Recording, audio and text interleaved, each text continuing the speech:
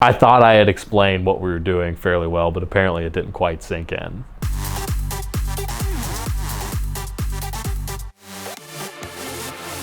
I'm at a little car show at Ruby's Diner in Redondo Beach, which happens to be right in front of a certain hotel. I'm just there enjoying the show, talking to people, and all of a sudden this man with an interesting accent shows up. He all of a sudden goes, "Hey, aren't you that guy from that Finnegan's Garage YouTube show? And this is the car, right?" And I was like, yeah. And he's like, "Well, my name is Charlie Safari. I put together a little event called the C2C Express where we actually run the Cannonball route. Well, we're an invite-only group. Would you like to come out with us next year?" And I knew what the Cannonball was, but I wasn't obsessed with it at this point. I kind of kept it close to the chest. I didn't tell people because I didn't know if I was going to be able to make it happen. Because I had just started working at Hot Rod Magazine, and I didn't know what kind of time I was going to have off, what event I would be at, when they were actually going to run it. So all the details were very vague. It was about a month beforehand. And so all of a sudden, I'm doing all this crazy research, seeing what I need to do to get the car ready. Because, this is 2,800 miles in a 47-year-old station wagon. And I didn't even know what time I was going to lay down. I didn't know what modifications the car needed. I didn't know what to expect out of the event at all. And I gave myself a month to prepare. Not smart. I was on the road for 2 weeks of that month, too, at different events. So while I'm on the road, I'm messaging Charlie back and forth, asking questions. And so I opted for the strategy that was used on the actual record run with 22-gallon fuel cells, both of them in the back of the car feeding the factory tank. Then I'm looking at what else needs to be done, so countermeasures and all this stuff. And I didn't have money. This is a shoestring budget. Somehow, I called my boss at Hot Rod Magazine and convinced him that it was a good idea for them to, foot the bill for gas as a story. So at least that was taken care of. The main modification was the fuel system. Outside of that, I think I borrowed a radar detector from a friend that turned out to just be a nuisance more than anything. Because I wanted to run between 90 and 100 miles an hour actually doing the run. And I found out that immediately with all that weight and an inline six, original engine trying to pull that weight up hills wasn't good. And so that's about the time I stopped at a Summit Racing store, put on an electric fan. So I end up driving all the way to Georgia, no problems out of the car at all. I work all week at an event we have called Hot Rod Drag Week while the car sits at the drag strip in Atlanta. And when I work at events, it's like 3 hours of sleep a night. And then I had to drive 950 miles. Luckily, a couple buddies of mine that I had somehow convinced to be a part of this ridiculous endeavor met me in Atlanta, and we drove up to New York. And then Justin, my mechanic and fabricator friend that was coming with me, it was time for him to get in the car. So we had just gotten to Virginia. Nobody warned us about Virginia. Not a single person. Of all the states to warn people about as far as police officers, Virginia's probably the one. And we hadn't even started the Cannonball yet. He's in the car maybe 5 minutes. And I'm on my laptop working on stories for Hot Rod, so I'm not paying any attention to what he's doing. The speedometer reads slow because of the big tires in the back. He gets clocked doing 88 and a 65 in Virginia. And if you're 20 over in Virginia, it's a reckless driving ticket and a misdemeanor, so they could have, in theory, taken him to jail. Luckily, the cop didn't do that, but he got a ticket before the Cannonball even started. So not a great start. We rolled in about 2 a.m. I get the event stickers, the event t-shirts, and I'm like, all right, I'm going to go sleep for a few hours. So we're in like the seedy motel in New York. For those who don't know, the C2C Express is a group that runs the Cannonball now in cars that are from the 1980s or older and that you bought for less than $3,000. So you can imagine what this parking lot looks like. It's a bit of a freak show. I had planned to leave at 3 p.m. from the Red Ball, which I thought, would help me avoid traffic. Driving a car like that with 64 gallons of gasoline in the back in Manhattan is not a pleasant experience at all. So I've been told that a good time getting out of New York is around 11 minutes. It took us 27 minutes to get to the other side of the tunnel. So I was a bit annoyed right off the bat. I didn't do nearly enough research on the route. So I didn't have toll passes. I didn't have anything ready. I didn't have any blockers running out in front of me. It was just me, the two guys that were with me, a very terrible radar detector, and a beat-up old station wagon against the whole country. About the time I got to Pennsylvania is when I realized, this is the Cannonball run. You need to drive fast. So that's about the time I put it up to 100 and just sat there. And we might have actually averaged triple digits across Pennsylvania. which I was fairly impressed by, which Pennsylvania is nice because there's a lot of hills. And so you can get to the top of a hill and then just open the car up down the entire hill and up to the next one and then kind of slow down to see if there's a cop over the hill. But, I mean, you're doing 120 down the hills and then, the car will maybe maintain 110 up the hill. Get to Indianapolis, and that's when I had scheduled my first fuel stop, was right outside Indianapolis. And so that's about 750 miles into the trip. And I had driven that entire portion.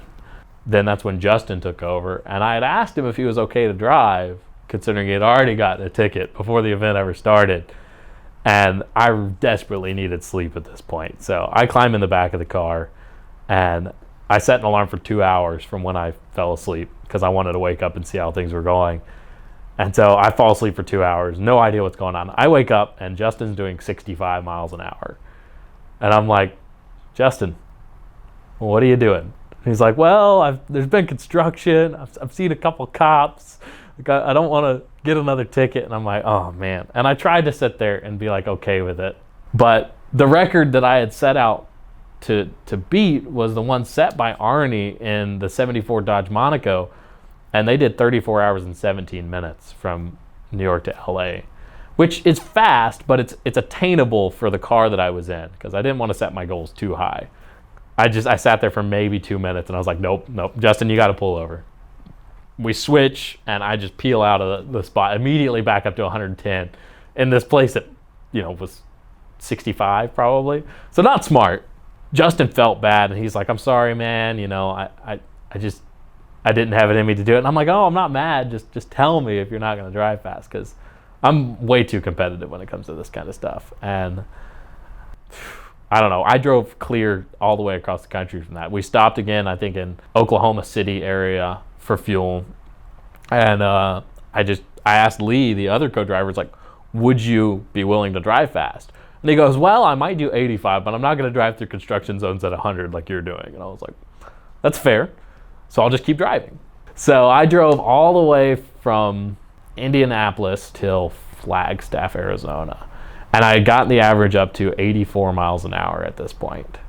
The car was running a little warmer than normal. I was okay with it because it's a straight six. It can handle whatever. I mean, they're tough engines. I had the electric fan on a switch because I had added it in the middle of the trip. And I didn't want to overcomplicate things and have, try to test all that out. So it was just on a switch. So I hit the fan when we're pulling into the gas station. And somewhere in the desert, apparently that 120 mile an hour top speed we hit made the fan come apart. And I couldn't hear it over the engine. And so I stopped at the gas pump and I hear this strange noise when I shut the car off because the fan kept running. And I hear the horrible noise of it eating the radiator. And I turned it off and I thought maybe I turned it off in time, but I popped the hood and I'm like, oh, there's this massive, you could see where the fan was sweeping across the front of the radiator. It was just pouring water out. And I knew I was on track for almost a 33-hour flat time. So I was like, we're 500 miles from the finish. I don't care if I blow up my engine. I'm going to finish this. So I run inside. I buy some bar stop leak.